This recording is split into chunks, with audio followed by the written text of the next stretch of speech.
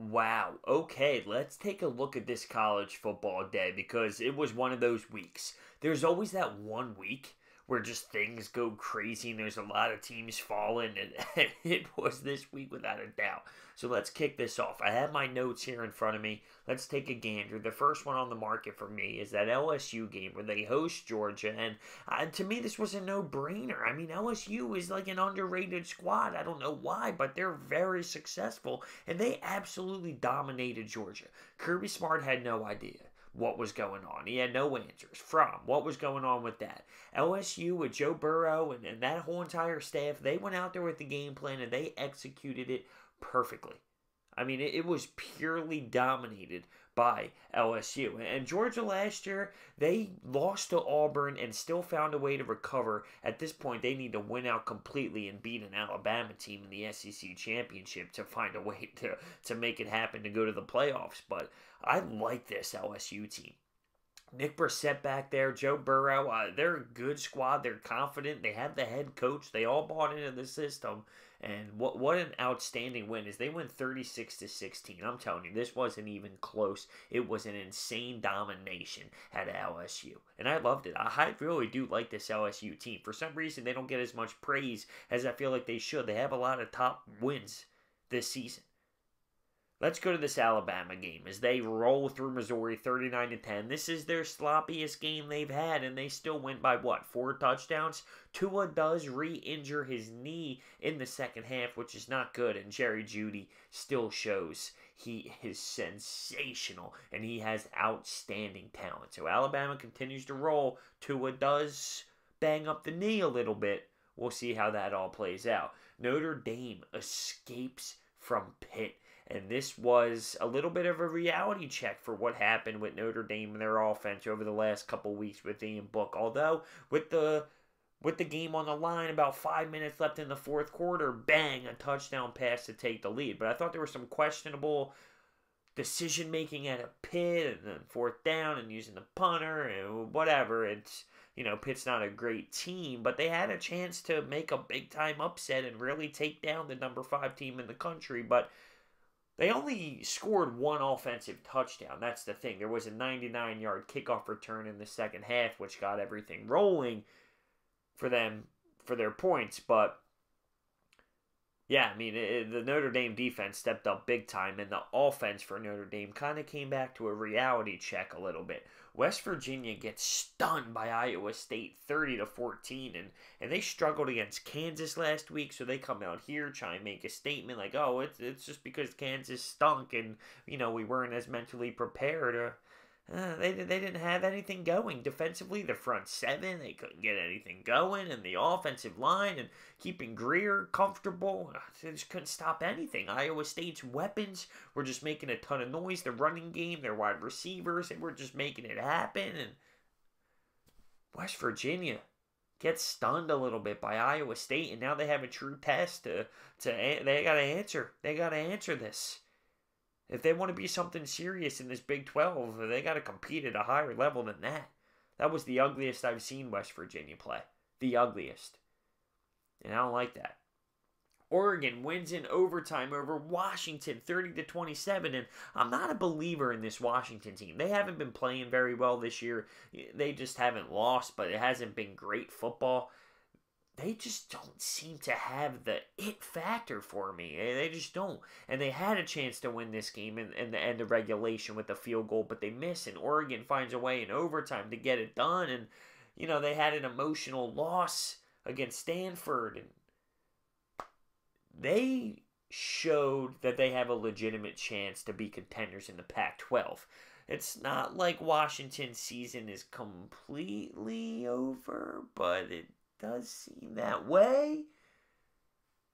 Oregon has more of a chance to make some noise with this Pac-12. I mean, there's obviously other teams out there, but they keep their dreams alive here with a big overtime win. And of course, yeah, they got a little bit lucky. They got a field goal to lose in regulation, and Washington just finds a way to miss and keeps their dream alive a little bit. Hey, you need some luck.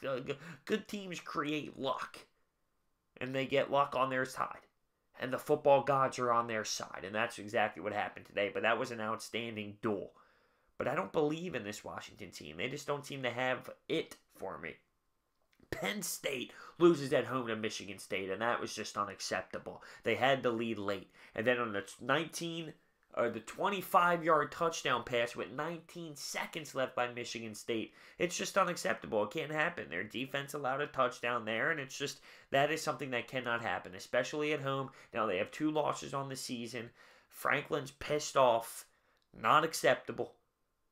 And typical Penn State fashion. He ranted about it with the Ohio State game. They want to be elite. They want to be elite. They're just a good football team, a great football team right now. They want to be at the Ohio State level. This stuff cannot happen. This game can't happen. And that loss is going to sting big time in that locker room. How about Texas beating Baylor? And some people say, well, of course they should beat Baylor. But their starting quarterback goes down. Ellinger, he goes down, and he's a beast. He's a stud. He's the motor for this football team. And then you have Buechele come in. Texas defense is the reason why they won the football game. I mean, they hold Baylor to 17. They play strong. This is a legit Texas team. This isn't just the normal Texas that we're used to seeing over the last couple years. We're starting to see Texas come back together and be a legitimate threat. And their defense is top-notch, top-tier. And you saw that today.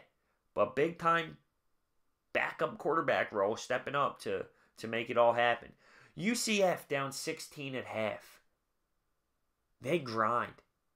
They grind hard.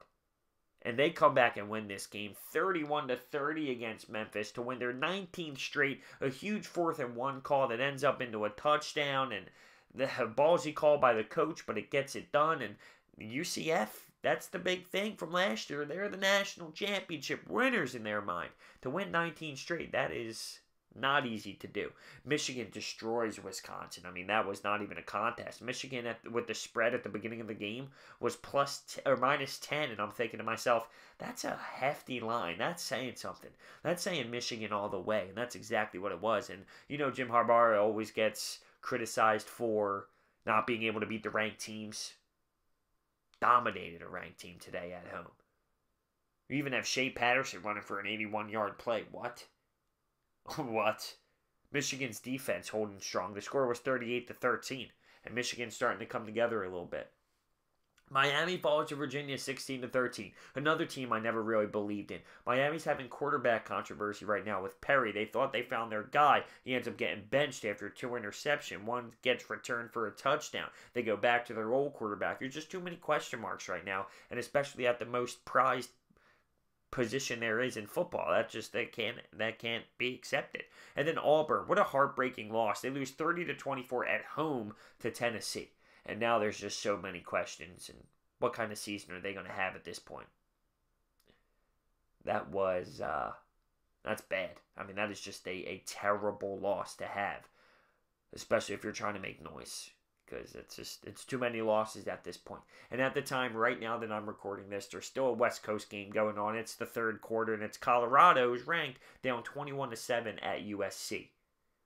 So, it's 1:15 in the morning, though, and I'm tired, and I keep nodding off trying to watch the last football game.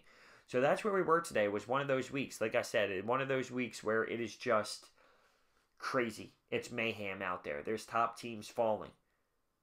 There's teams that shouldn't win that are dominating good teams like West Virginia. That's bad. That's a tough loss.